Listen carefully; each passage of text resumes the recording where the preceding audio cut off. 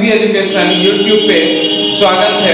आज हम लोग नए चैप्टर को शुरू करने जा रहे हैं। उस चैप्टर का नाम है भारतीय संविधान की अनुसूची, इंग्लिश में बोलते हैं schedule of Indian constitution.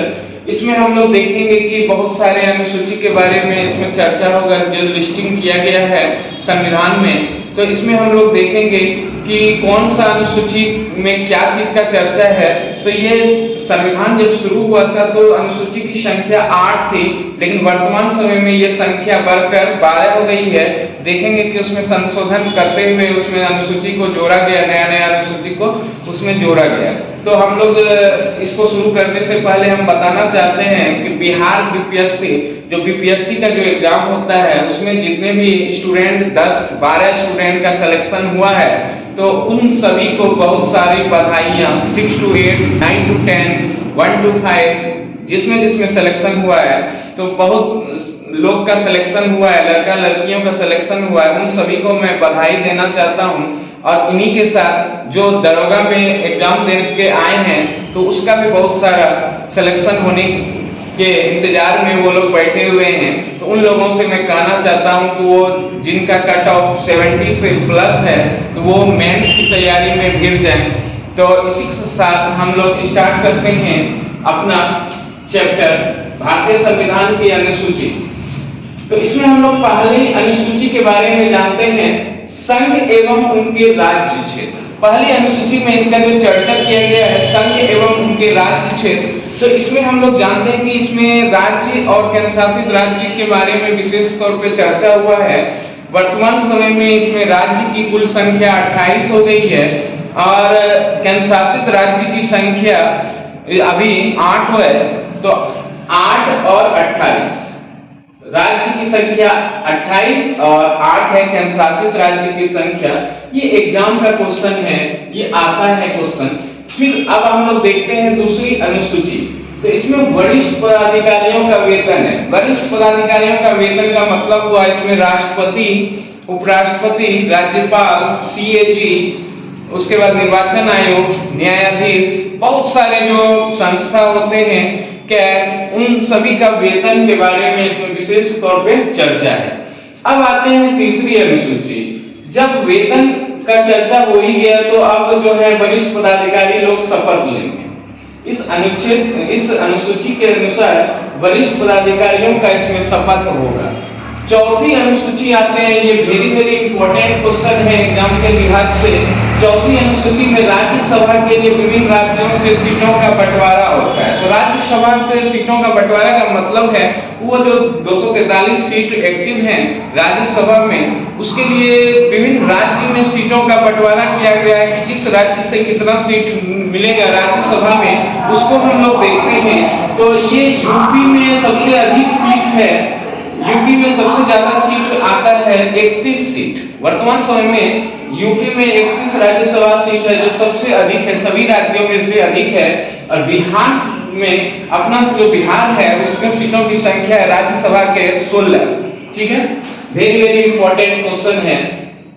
Next आते हैं पांचवी अनुसूची। इसमें एसटी, अनुसूचित जनजातीय क्षेत्रों के प्रशासन से संबंधित चर्चा है। अनुसूचित जनजातीय क्षेत्र के प्रशासन से संबंधित इसमें चर्चा है कि उसका किस तरह से प्रशासन, उसके ऊपर जो है किस तरह से उसको संभाला जाए, किस तरह से एसटी को बढ़ाया जाए, एसटी कास्ट को प्रशासन किया जाए, उसको बढ़ाया जाए। शेड्यूल ट्राइब बोलते हैं इसको। नेक्स्ट है छठी अनुसूची, ये भी इसी से रिलेटेड है। छठी वाला भी अनुसूची जो है इसी से रिलेटेड है। इसमें असम, मेघालय, त्रिपुरा, मिजोरम के प्रशासन से संबंधित चर्चा है, के प्रशासन से संबंधित चर्चा है। अब आते हैं सातवीं अनुसूची। बहुत इंपॉर्टेंट क्वेश्चन है एग्जाम के लिहाज से, बहुत ही। और हम ये लिख के दे रहे हैं कि 7वीं से 12वीं के अनुसूची के बीच में जो भी क्वेश्चन आते हैं वो एग्जाम का क्वेश्चन है, ये एग्जाम का क्वेश्चन है। और इसको हम लोग देखते हैं 7वीं अनुसूची, केंद्र एवं राज्य के बीच शक्तियों का विभाजन। इसके लिए 3 सूची बनाया गया।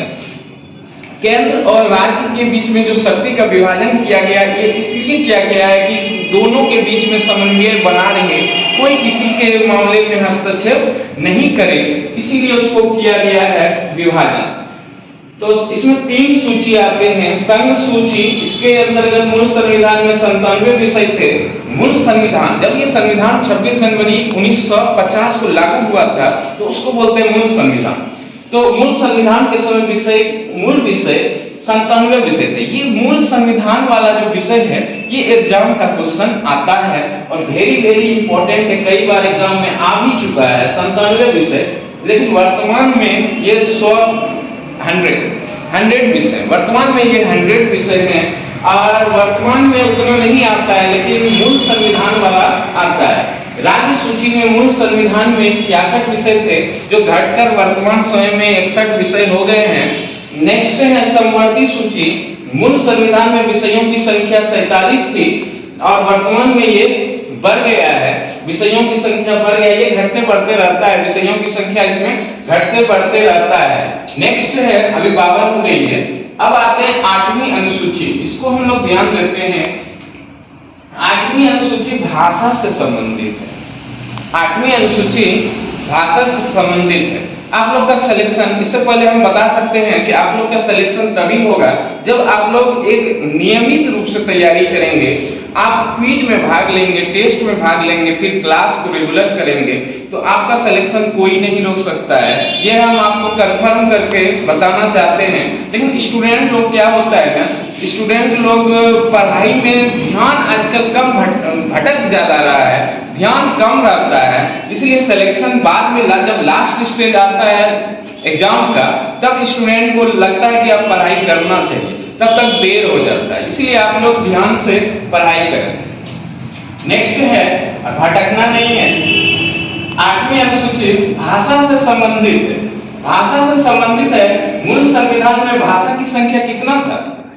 14। मूल संविधान में भाषा की कुल संख्या 14 था, लेकिन वर्तमान में ये बढ़ते बढ़ते संशोधन के द्वारा ये बढ़कर 22 हो गई है। 22 भाषा की संख्या। तो ये कैसे कैसे बढ़ा है इसको हम लोग ध्यान से देखते हैं। तो 21वां संशोधन 1967 ईस्वी में इसमें सिंधी भाषा को जोड़ा गया था। 71वां संविधान संशोधन 1992 में इसमें 3 भाषा जुटे थे, कोंकणी, मणिपुरी तथा नेपाली। तो 3 भाषा 15, 3, 18 और 92वां संविधान संशोधन 2003 में किया गया। इसमें बोडो, डोगरी, संथाली और मैथिली जुड़े थे। ये 4 भाषा हो गया, 18, 4, 22 हो गया भाषा की। इसलिए वर्तमान समय में भाषा की संख्या 22 हो गई है। अभी और 2 भाषा जुड़ने का बात आ रहा है, तो उसको हम लोग देखेंगे बाद में। 9वीं अनुसूची, यहां से जो है अनुसूची भी जुड़ना शुरू हो गया, क्योंकि मूल संविधान में अनुसूची की कुल संख्या कितनी थी? 8 थी, और उसको जब नया जोड़ेंगे तो उसके लिए संशोधन होना जरूरी है। तो हम 9वीं अनुसूची में देखते हैं भू राजस्व सुधार कानून और भूमि अधिग्रहण कानून। ये पहला संविधान संशोधन अधिनियम के द्वारा 1951 के द्वारा ही जोड़ना पड़ा, क्योंकि जब देश आजाद हुआ था 1947 में 15 अगस्त को, तो उसके देश के सामने एक समस्या आ गई थी कि भूमि जो खेती करने योग्य है वो 30% ही बचा था और बाकी जो अच्छा वाला भूमि था वो पाकिस्तान चला गया। लेकिन पाकिस्तान का भी देखिए कि भूमि अगर अच्छा था तो उसको पैदावार बढ़ाना था, अन्न उत्पादन बढ़ाना था, लेकिन वो अन्न उत्पादन ना बढ़ा के गोलियों का उत्पादन बढ़ा दिया। तो ये भी जरूरी था उसके लिए, लेकिन हम लोग को कैसे बढ़ा जाए उसमें देखना है। तो भू राजस्व सुधार कानून और भूमि अधिग्रहण कानून को लाया गया पहले संशोधन अधिनियम के द्वारा। तो अब देखते हैं 10वीं अनुसूची। 52वां संविधान संशोधन अधिनियम 1985 के द्वारा दल बदल निरोध कानून। 10वीं अनुसूची जो है दल बदल निरोध कानून है। इसमें क्या होता है, कोई एमपी या एमएलए जब अपना दल छोड़ के दूसरे दल में जाते हैं, अगर उसमें लगता है उस पार्टी को, उस सरकार को अगर लगता है कि इसके जाने से मेरा बहुमत या कुछ भी डिस्टर्ब होने वाला है, तो उसके खिलाफ अयोग्य ठहराने की व्यवस्था इसी अनुसूची के आधार पे है। 52वां संविधान संशोधन 1985 को ये किया गया था। तो इसके अनुसार दल बदल निरोध अयोग्य ठहराने की बात है।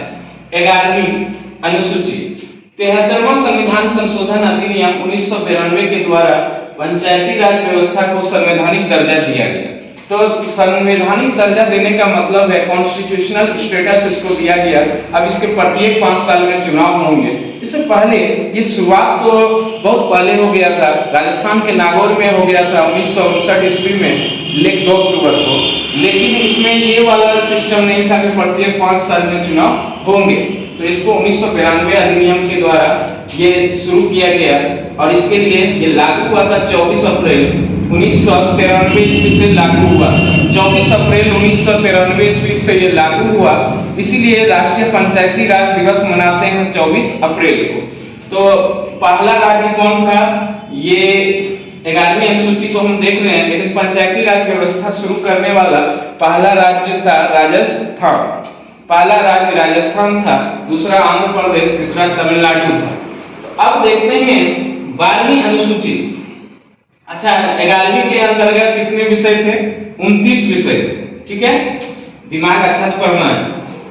नेक्स्ट है 12वीं अनुसूची। 12वीं अनुसूची में 74वां संविधान संशोधन अधिनियम 1992 के द्वारा नगर निगम, नगर पालिका, जैसे नगर निकाय सब होते हैं, उसको संवैधानिक दर्जा दिया गया। ये 74वां संविधान संशोधन अधिनियम 1992 के द्वारा, और इसको लागू किया गया, देख सकते हैं 1 जून 1993 को।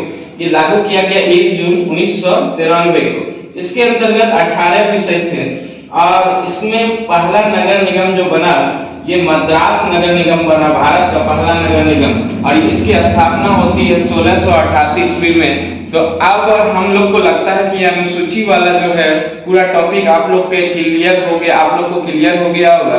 तो आगे हम अगला वीडियो देंगे, तब तक के लिए आप सभी लोग सब्सक्राइब कर दें, अच्छा लगे तो सब्सक्राइब कर दें, और अच्छा तो लगना ही है। धन्यवाद।